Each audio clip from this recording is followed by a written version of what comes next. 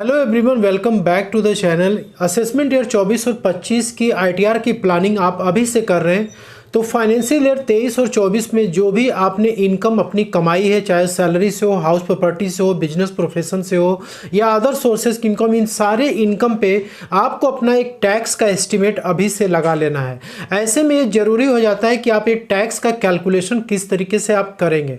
तो इस वीडियो में दोस्तों मैं आपको बताऊंगा कि किस तरीके से आप सॉफ्टवेयर की मदद से आप खुद घर बैठे अपने इनकम पे आप टैक्स कैलकुलेट कर सकते हैं और असेसमेंट ईयर 24 और 25 में न्यू टैक्स रेजिम और ओल्ड टैक्स रेजिम में टैक्स कैलकुलेट करके आप दोनों को कंपेयर कर सकते हैं और अपने आईटीआर फाइलिंग की डिसीजन आप खुद ले सकते हैं। तो हम फाइनेंशियल ईयर 23 और 24 की इनकम का असेसमेंट 24 और 25 में करेंगे, टोटल इनकम को कैलकुलेट करेंगे, देन हम टैक्स लायबिलिटी को भी निकालेंगे, कितना टैक्स आपको पे करना पड़ेगा।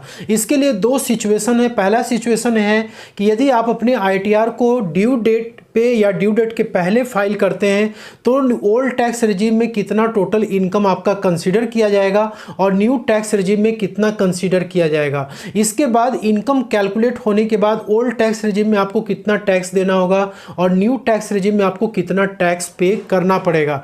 यदि आप अपने आईटीआर को ड्यू डेट के बाद यदि फाइल करते हैं तो उस केस में आपकी इनकम क्या आएगी टोटल और टैक्स आपको कितना देना पड़ेगा, इसको हम स्टेप बाय स्टेप देखेंगे। तो सबसे पहले तो हम इनकम का यहाँ पे एक असेसमेंट कर लेते हैं। ये इनकम की डिटेल यदि आप एक सैलरीड एम्प्लॉय हैं तो आपको फॉर्म 16 से मिल जाएगा। जैसे कि आपको इस तरीके के फॉर्म 16 आपको मिलता है, आप यहाँ पे देख सकते हो। ट्रेसेस की वेबसाइट से ये फॉर्म्स जो है डाउनलोड होता है। हालांकि असेसमेंट ईयर 24 और 25 का आपको अभी फॉर्म 16 नहीं मिलेगा, लेकिन पिछले साल की जो आपकी फॉर्म 16 होगी उसके आधार पर आप अपना एक एस्टीमेट ज़रूर लगा सकते हो, अपने सैलरी की इनकम आप ले सकते हो। जैसे कि यहाँ पे देख सकते हो आपकी सैलरी की इनकम टोटल और परक्विजिट्स वगैरह जितने भी होंगे उसको लेना है।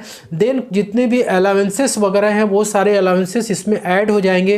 तो जैसे आप देख सकते हो यहाँ पे 8,42,152 रुपये का टोटल सैलरी इनकम आ रहा है। इसमें से सारे अलाउंसेस जिसपे कि आपको एग्जेम्पशन मिलता है, यानी एचआरए वगैरह का जो एग्जेम्पशन मिलता है, इसका चिल्ड्रेन एजुकेशन अलाउंस पे कन्वेंस अलाउंस, ये सारे जो होंगे वो माइनस हो जाएंगे।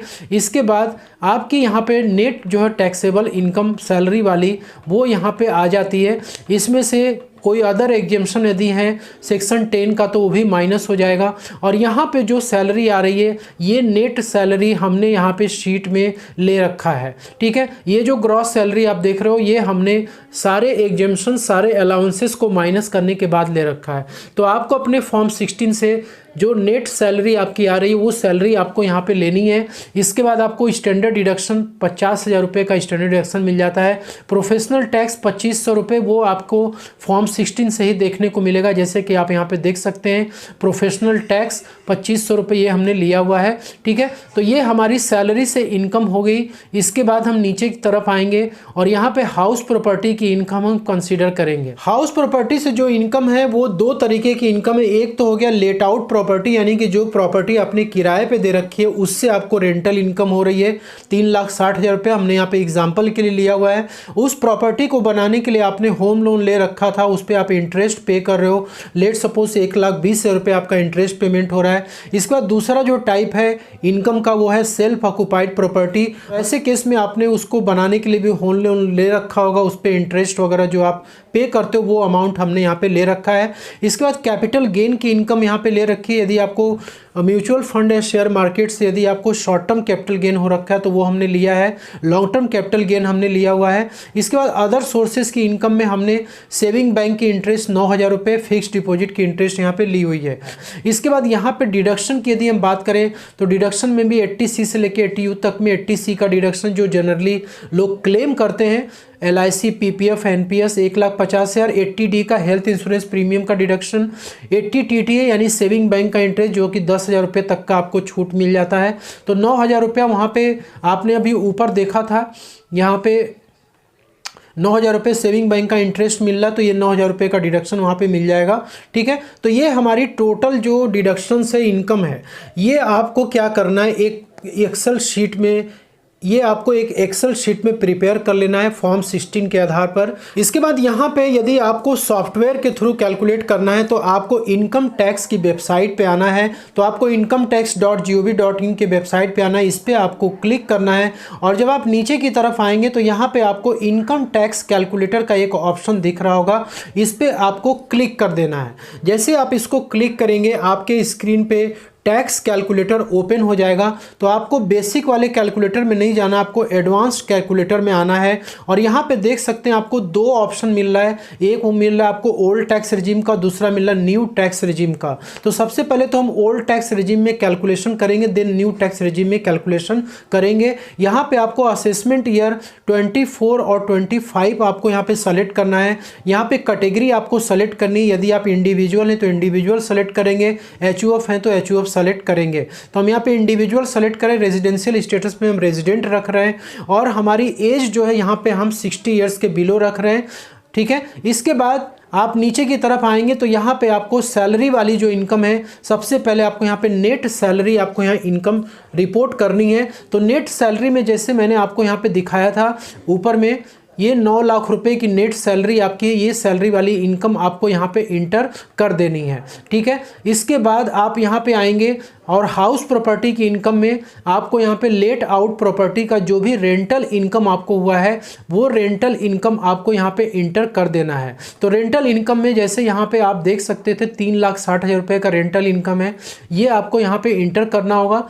देन आपको यहाँ पे जो इंटरेस्ट आप पे कर रहे हो होम लोन के लिए वो अमाउंट आपको यहाँ पे 1,20,000 रुपये आपको यहाँ पे इंटर कर देना है, जो आप होम लोन पे इंटरेस्ट पे कर रहे हो। इसके बाद जो घर आप अपने खुद के यूज़ में ला रहे हो, यानी कि जो कि आपका लेट आउट नहीं है, आप सेल्फ ऑक्यूपाइड यूज़ के लिए आप ला रहे हो, उसका जो इंटरेस्ट ऑन बोरोड कैपिटल है, यानी कि जो आपने पैसा होम लोन का लिया है उस पर जो इंटरेस्ट आप पे कर रहे हो वो अमाउंट आपको यहाँ पे इंटर करना है। तो जैसे शीट में मैंने दिखाया था 1,40,000 रुपये आप इंटरेस्ट का पे कर रहे हो, वो अमाउंट आपको यहाँ पे सिंपली इंटर कर देना है ऊपर वाले सेक्शन में। यहाँ पे लेट आउट प्रॉपर्टी की डिटेल आएगी और यहाँ पे सेल्फ ऑक्यूपाइड प्रॉपर्टी की डिटेल आएगी। इसके बाद आपको कैपिटल गेन की इनकम रिपोर्ट करनी है। तो यहाँ पे आप देख सकते हो यदि आपको शेयर मार्केट या म्यूचुअल फंड से जो इनकम होता है, कैपिटल गेन होता है, यदि वो शॉर्ट टर्म कैपिटल गेन है तो आपको ये वाला सेक्शन 111A में आपको ध्यान देना है, कवर्ड अंडर सेक्शन 111A, इसमें आपको रिपोर्ट करना है। और यदि लॉन्ग टर्म कैपिटल गेन है तो आप नीचे की तरफ चले आओगे और नीचे आने के बाद आप यहाँ पे देख सकते हो कि सेक्शन 112A एकदम लास्ट वाला जो आपको सेक्शन दिख रहा है, यहाँ पे आपको रिपोर्ट करना है लॉन्ग टर्म कैपिटल गेन। तो यहाँ पे जो दो अमाउंट हमने इंटर किया था, एक शॉर्ट टर्म कैपिटल गेन 80,000 और लॉन्ग टर्म कैपिटल गेन 1,20,000, ठीक। तो 112A में 1,20,000 आ जाएगा और 111A में 80,000 रुपये आपको इंटर करना। तो आप जब सारी डिटेल्स को अपने इंटर करेंगे तो आपकी इनकम कुछ इस तरीके से यहाँ पे डिटेल दिखेगी।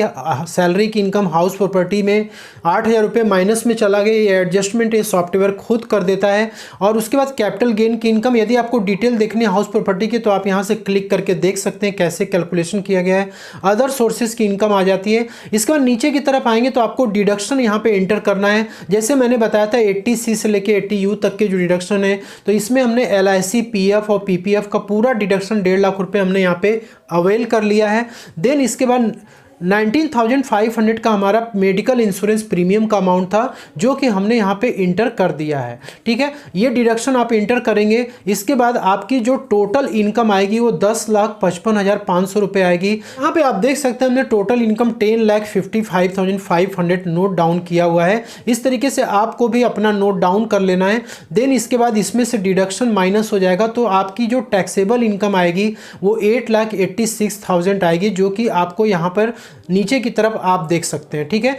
8,86,000 ये आपकी टैक्सेबल इनकम आ जाएगी। इसके बाद टैक्स लायबिलिटी की हम बात करें तो टैक्स लायबिलिटी भी आप यहाँ पे देख सकते हैं, ये कैलकुलेशन आपको करके दे देगा। तो यहाँ पे देख सकते हैं 66,248 का ये टैक्स लायबिलिटी आ रहा है जो कि यहाँ पे हमने इंटर किया हुआ है, ठीक है। इसके बाद इंटरेस्ट आप देख सकते हो कि यदि आपकी टैक्स अमाउंट यदि 10,000 के ऊपर यदि क्रॉस कर जाता है, जैसे अब सैलरी की इनकम यदि आपकी है तो 10,000 के ऊपर यदि आपका क्रॉस करता है टैक्स, उस पर एडवांस टैक्स पे करना पड़ता है। अब ऐसे केस में कोई एडवांस टैक्स नहीं है तो यहाँ पे इंटरेस्ट 234B में 234C में इंटरेस्ट का अमाउंट आप देख सकते हैं उस पर चार्ज किया गया है। तो टोटल यहाँ पे टैक्स आप देख सकते हो 69,990 का आ रहा है, ठीक है यहाँ पर, और ये इंटरेस्ट हमने यहाँ पे नोट डाउन कर दिया। तो टोटल टैक्स जो ओल्ड टैक्स रेजिम में हमारा आ रहा है वो 69,990 का आ रहा है यदि हम अपनी ITR को ड्यू डेट के पहले फाइल करते हैं तो। अब दोस्तों यही कैलकुलेशन यदि आपको न्यू टैक्स रेजिम में करना है तो जो फिगर यहाँ पे मैंने नीचे आपको बताया था, जो आपने इंटर किया था, इसमें आपको कोई भी चेंजेस नहीं करना इस फिगर में। आप जस्ट यहाँ पे न्यू टैक्स रेजिम यहाँ पे आप सेलेक्ट कर देंगे, इसके बाद आपका ये सारा कैलकुलेशन खुद ब खुद कर देगा। तो यहाँ पे जो जो चेंजेस किए गए मैं आपको बता देता हूँ न्यू टैक्स रेजिम में। सबसे पहले तो हाउस प्रॉपर्टी में आपको जो होम लोन का इंटरेस्ट है सेल्फ ऑक्युपाइड प्रॉपर्टी पे, वो आपको यहाँ पे 0 दिख रहा है, मतलब इसका कोई भी डिडक्शन आपको यहाँ पे नहीं मिलेगा। जो रेंटल प्रॉपर्टी है सिर्फ और सिर्फ उसी का डिडक्शन मिलेगा। और यहाँ पे कैपिटल गेन की इनकम एज इट इज है, हाउस और अदर सोर्सेज की इनकम एज इट इज है। तो यहाँ पे ग्रॉस टोटल इनकम आपका 11,95,500 आ गया, जो कि हमने यहाँ पे इंटर किया हुआ है, ठीक है। इसके बाद नीचे की तरफ आएंगे तो ये टैक्स भी आपका कैलकुलेट कर देगा 76,258, ये हमने टैक्स यहाँ पे नोट डाउन कर लिया।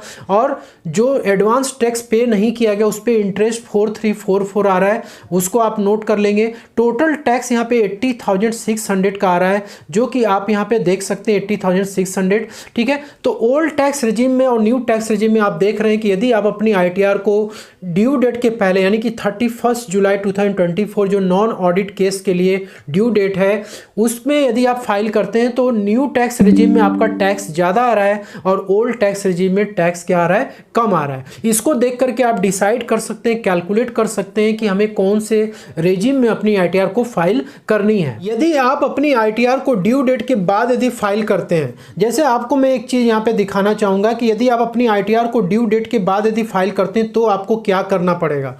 ड्यू डेट के बाद यदि आप अपनी ITR को फाइल करेंगे तो सबसे पहली बात आपको ये समझ लीजिए कि आपकी ITR जो होगी वो बिलेटेड ITR होगी। तो बिलेटेड ITR के केस में आप न्यू टैक्स रेजिम को ही केवल ऑप्ट कर पाएंगे, ओल्ड टैक्स रेजिम में आप ITR को फाइल नहीं कर सकते हैं।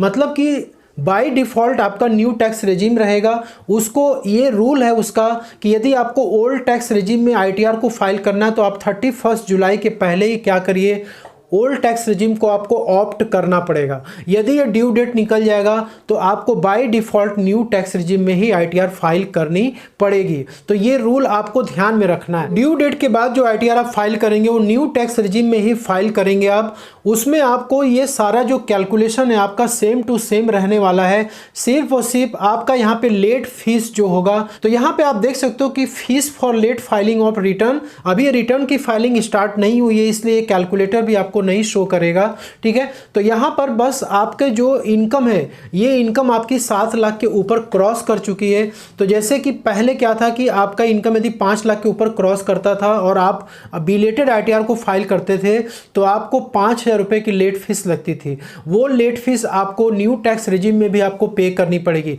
यहाँ पे जो इनकम हो वो 11 लाख रुपए आपने देखा कि हो चुका है। ऐसे केस में 5,000 रुपये आपकी लेट फीस हो जाएगी, तो ये 85,600 रुपीज़ का आपको टैक्स पे करना पड़ेगा। तो दोस्तों आपको बेनिफिट होगा ओल्ड टैक्स रेजिम में ही, तो इसलिए आप 31 जुलाई के पहले ही अपनी ITR को फाइल करें जिससे कि आपको ज़्यादा बेनिफिट देखने को मिल सके। तो आई होप कि आपको ये सारी चीज़ें क्लियर हो गई होंगी, आपको किस तरीके से टैक्स कैलकुलेशन करना है। यदि कोई डाउट है तो आप पूछ सकते हैं। तो मिलते हैं अगले नेक्स्ट वीडियो में, तब तक के लिए जय हिंद, जय Bharat. Thank you so much for watching this video.